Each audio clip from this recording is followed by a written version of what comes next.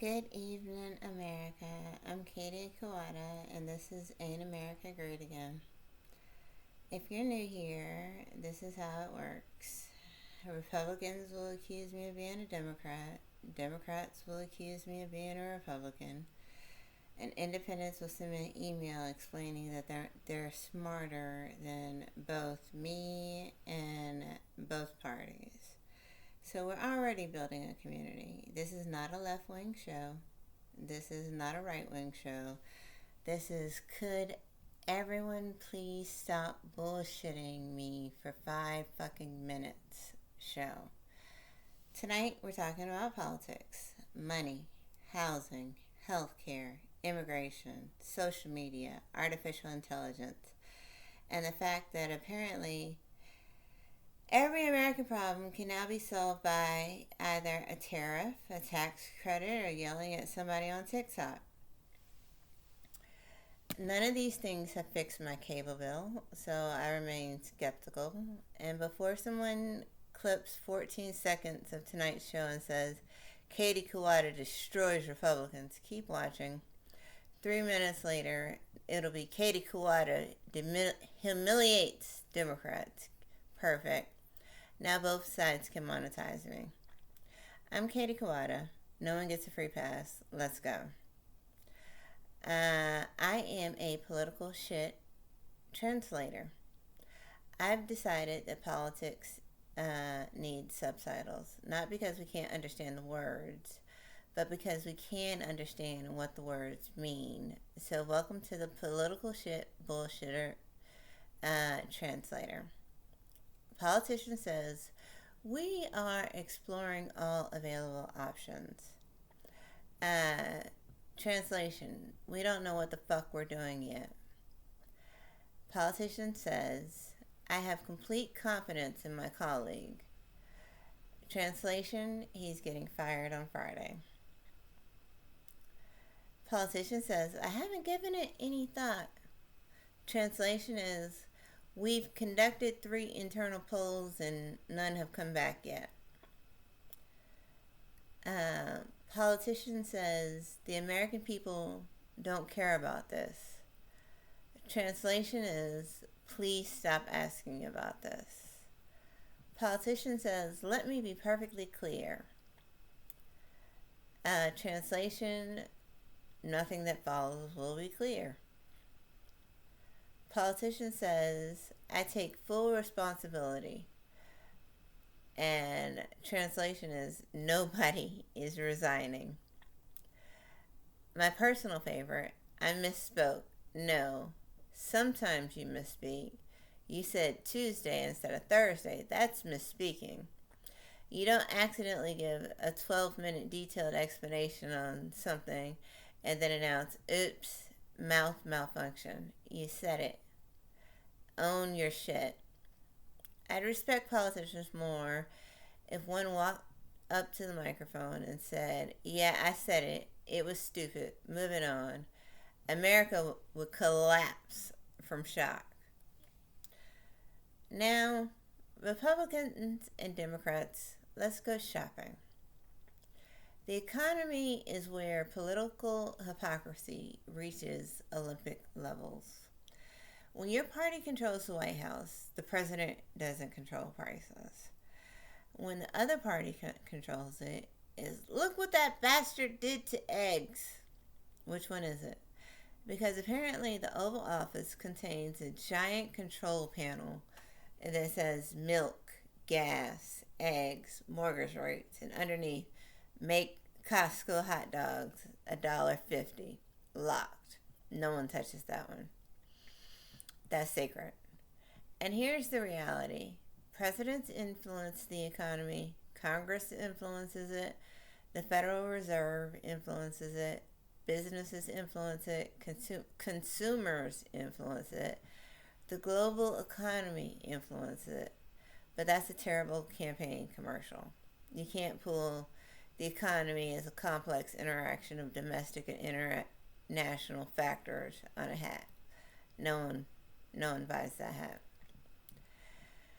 So next, housing. Are y'all fucking serious? Housing deserves its own segment because we've all collectively lost our minds. Young person says, I can't afford a house. Older homeowners, well, we struggled too. I believe you. I'm sure you did. But what did your house cost? 42,000? 73,000? Ma'am, that's today's down payment. You bought your starter home when it was a house. Now a starter home is a charming 930 square foot opportunity. Opportunity for what? Tetanus? Photo 1 is a beautiful exterior. Photo 2, kitchen. Photo 3, bathroom. Photo 4, bedroom. Photo 5, a corner. Why are you showing me a corner? What happened to the rest of the room? Then, price to sell, $489,000. Does it come with another house? No. Then we're not done negotiating. And please stop telling people, just stop buying Starbucks. Let's do the math. $5 coffee, skip one every day. That's $1,825 a year. Excellent. You only need to do that for approximately the remainder of your natural life. Congratulations. At 91, you can make a competitive offer on a townhouse. Cash buyers still preferred. Next, immigration. Everyone, calm down. Immigration is where America takes a complicated policy and turns it into two bumper stickers. Right, build the wall. Left, no human being is illegal. Okay, so I have follow-up questions. How many people should America admit legally? What kind of workers do we need? How should asylum work? How quickly should claims be decided? What happens after someone loses a claim? How do we deal with people who have lived here for decades? How do we prevent exploitation of undocumented workers?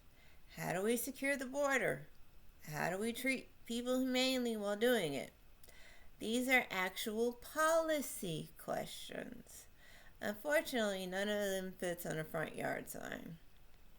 I have a apparently radical position. America should know who's entering the country, and America should treat human beings like human beings. At the same time, I know, someone alert Congress, we've discovered the center. Now, I will fix healthcare. This is another episode of Katie Fixes Something that Congress has failed to fix for 50 years. Healthcare. First question, what does it cost? That's it. Let's just begin there. Hospital. We'd like to schedule your procedure. Patient. How much? Hospital. Depends on what? Insurance. Okay, here's my insurance. Still depends. Can you estimate between $800 and $14,000? Now, that's not an estimate. That's a hostage negotiation. Imagine if every other industry worked this way. Mechanic, we fixed your transmission. Great. How much?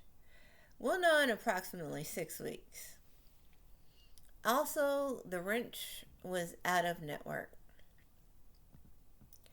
Healthcare has created phases that would sound insane anywhere else. Out of network anesthesiologist? I'm unconscious. Was I supposed to wake up mid-surgery and ask, excuse me, are you with Blue Cross? And then go back under? No. Healthcare is like going to a restaurant and eating a salad and being told, "What's my bill?" And then they say, "Oh, we'll send you your bill in 6 weeks." Do you have a guesstimate of what the bill is going to be? No. And the dressing was out of network. And then you get a letter in the mail in 6 weeks that says that your bill was $14,700. Insurance paid $1,100. So now you're responsible for $3,000. And you're like, all I had was a salad. Give me a break. So, healthcare as a medical coder needs to be fixed. Now, let's discuss cancel culture. The left absolutely has a cancel culture problem. Someone said something stupid in 2009. An internet detective finds the tweet. Oh my goodness, what did they say? They made a joke that aged badly. How old were they? 17. How old are they now? 34. Okay. Could we possibly consider the radical possibility that a human being has learned something in 17 years? No. Straight to execution. Wonderful. But conservatives, you do not get to laugh. Because conservatives invented cancel culture with a Costco membership. I don't believe in cancel culture. What are you doing? Boycotting Disney. Why? They offended me. What's next? Target. Why? They offended me. Then Bud Light. Why? They offended me. That's the same thing. You're allowed to boycott. Boycotts are legitimate political expression. But everybody gets them. You can't say when liberals do it, it's cancel culture. Then when conservatives do it, it's consumer freedom. That's like saying when you sleep with someone else, it's cheating. When I do it, it's romantic deregulation. No. Same activity. So now let's have a commercial break for things America doesn't need. Things America doesn't need. Number one, a refrigerator with Wi-Fi. My refrigerator has one job: code. I don't need it texting me. Hi, Katie, you're low on milk. Stay in your lane, Frigidaire. You're only one software update away from refusing to make ice because I haven't accepted the new terms of service. Number two, subscription everything. Remember buying things? Now everything rents itself to you forever. Music subscription, TV subscription, cloud subscription, car feature subscription, dating subscription, software subscription. Eventually my toaster is going to say, your Toast Premium membership has expired. Enjoy bread. Number three, QR restaurant menus. I came here to eat. Why am I downloading a PDF? Give me a menu. Restaurant. Scan the QR code. There's no signal. Connect to our Wi-Fi. What's the password? Eat Local 2026. Capital E, capital L. I just wanted mozzarella sticks. For real. Next, AI is coming for your job. Maybe. Let's talk about artificial intelligence. Everyone has one or two options. AI will save humanity, or AI will destroy humanity. There is no possibility that AI becomes like Microsoft Excel which is they always excel. When you excel, they always spreadsheet about you.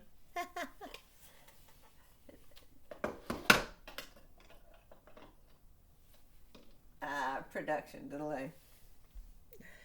But there's no possibility that AI becomes like Microsoft Excel.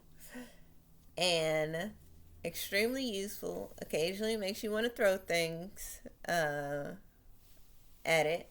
Makes you want to throw your computer through a window. But I'm using AI. Businesses are using AI. Students are using AI. Your coworkers are using AI and pretending that they aren't. You know that email that Steve sent? Steve didn't suddenly become that articulate. Steve wrote, "Tell Susan Friday move can't do." AI wrote, "Hi Susan, I hope this message finds you well." It found Susan well because Steve sure as hell didn't. But here's what concerns me. If AI makes workers dramatically more productive, who gets the benefit? The workers. I can now make twice as much. Company.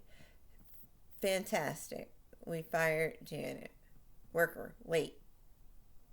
Company. And now you have Janet's responsibilities. Do I get Janet's salary? Great meeting, everyone.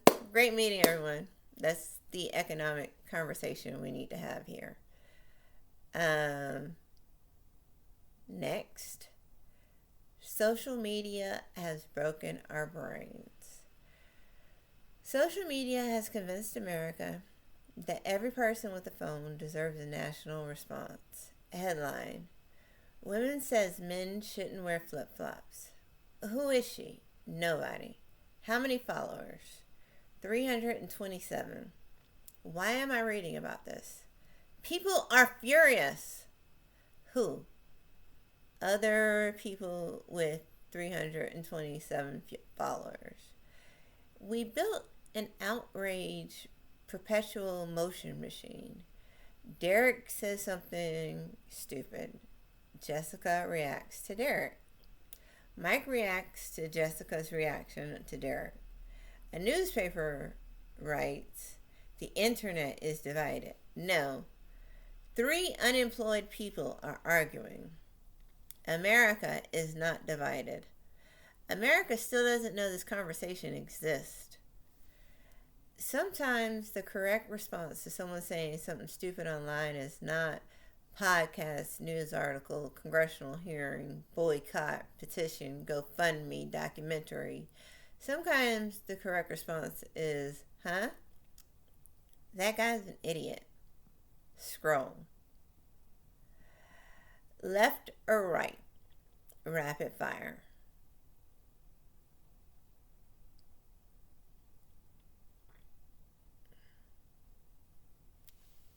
Okay.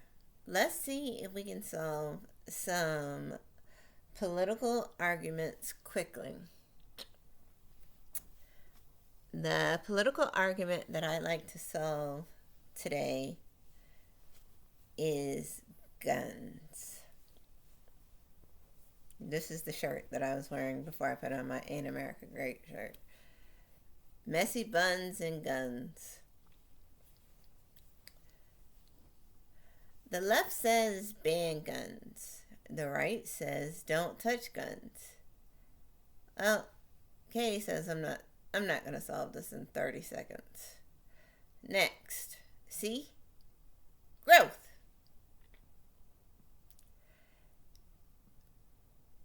Education. Fund schools. Parents' rights.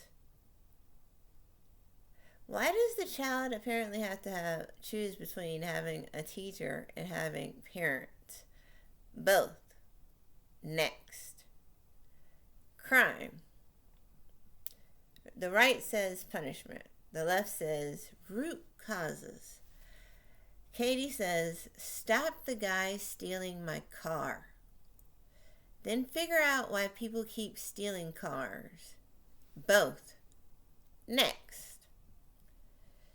Taxes. Democrats tax the rich. Republicans cut taxes. Rich person. My accountant says you're both adorable. Next. Student loans. Left says forgive them. Right says you borrowed it, paid it. Borrower. I borrowed $60,000. I've paid $45,000. I owe $71,000. Everyone. ... Bank. And the bank says interest is fun. Now we've roasted the Republicans, we've roasted the Democrats, now the independents. Come here. Independents love announcing that they're independent. You ask, would you like fries? Actually, I'm a socially liberal but fiscally conservative. Sir, this is Wendy's. Pick a side. No. Okay, pick a sauce. Independents like to act like Democrats and Republicans are fighting in the mud while they're standing above everything wearing white robes. No, baby. You're in America too. You have opinions. You vote. You complain. You're just politically non-denominational, which is fine. But you don't get moral superiority simply because your voter registration card says unaffiliated. Some independents are thoughtful, centrist. Some are ideological mixtures. Some hate both parties. And some haven't decided what they believed since Ross Perot. We're all on a journey. And here's what I want America, Ain't America Great Again, to become. A place where you can laugh at somebody you voted for. That's my test. Can you do it? Can you laugh at somebody you voted for? Can a Democrat watch me roast a Democrat and say, okay, now that was funny? Can a Republican watch me roast a Republican and say, she got us there?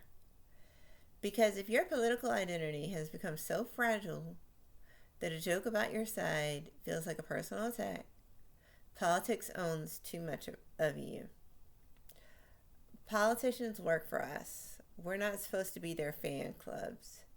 They're employees. Imagine defending your plumber like Americans defended politicians. Friends, your plumber flooded my kitchen. You fake news!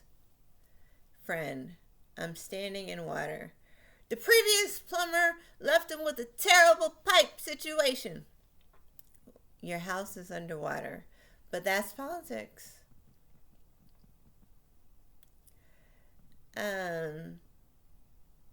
So join me on this ride, because America isn't Twitter. America isn't Donald Trump. America isn't the Democratic Party. And America isn't the Republican Party. It's all of us. The brilliant ones, the ridiculous ones, the people building companies, the people teaching children, the people raising families, the people serving the country, the people arguing about whether pineapple belongs on pizza. It doesn't. I'm willing to lose half the audience over that. And yes, sometimes America is maddening. Sometimes we're hypocritical. Sometimes we're dysfunctional. Sometimes we're absolutely fucking hilarious. But then we do something extraordinary. And you think, look at us. That's why I call the show Ain't America Great Again? Not America is great again. Not America isn't great again. There's a question mark. We're going to keep asking. I'm Katie Kawada. Republicans, thank you for surviving. Democrats, thank you for surviving. Independents, please stop looking so pleased with yourself. And if you're watching this thinking, I disagree with Katie about half of that, perfect. Come back tomorrow. Maybe we can get to 60%. Good night, America. Nothing to hide. Nobody gets a free pass.